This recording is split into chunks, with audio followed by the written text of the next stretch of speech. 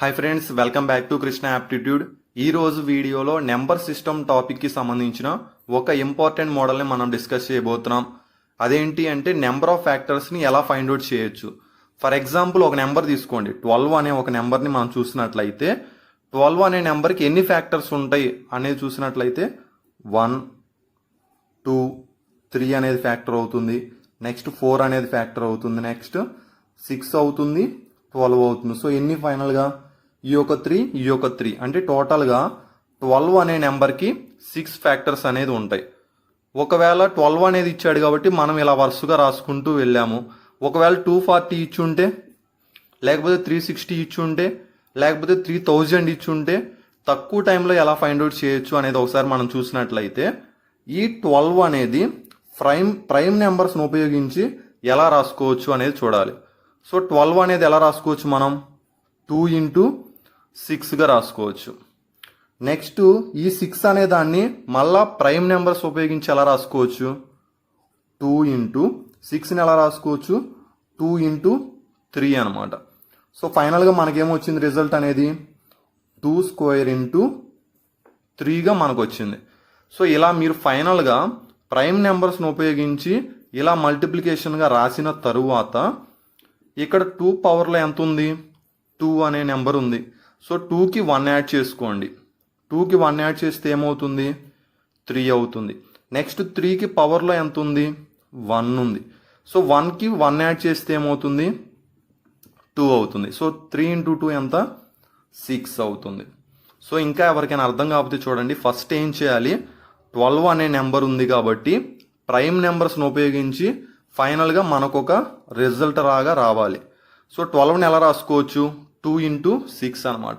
So ఈ విధం ఎవరికైనా కన్ఫ్యూజ్ అయితే మనందరికీ ఈజీగా అలవాటైన మెథడ్ ఒకటి ఉంది కదా, ఏంటది, 12ని ఎలా తీసుకున్న తర్వాత 2 6 jars, నెక్స్ట్ 2 3 jars.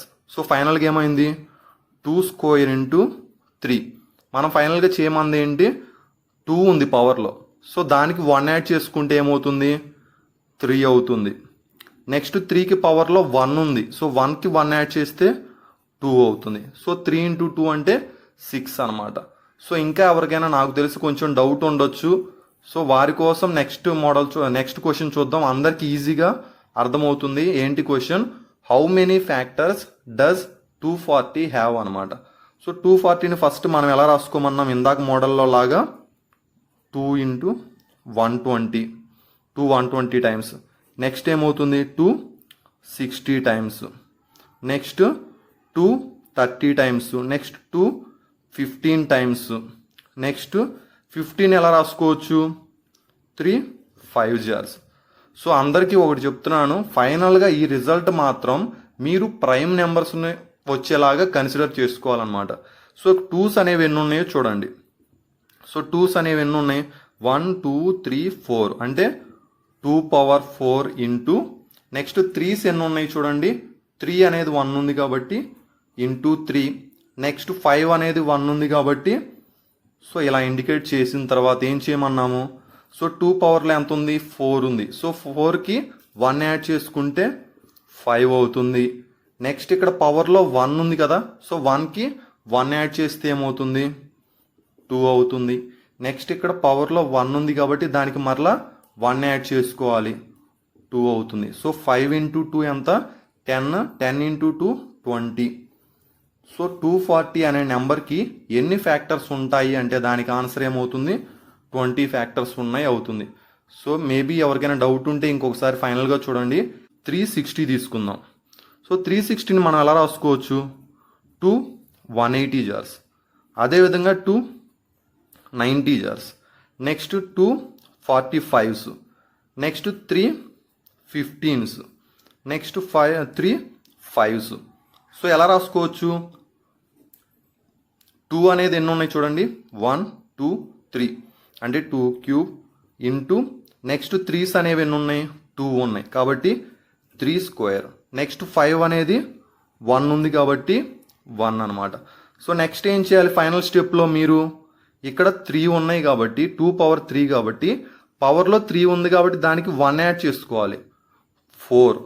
నెక్స్ట్ ఇక్కడ పవర్లో ఏముంది, 2 ఉంది. సో 2కి 1 యాడ్ చేసుకుంటే ఏమవుతుంది 3 అవుతుంది.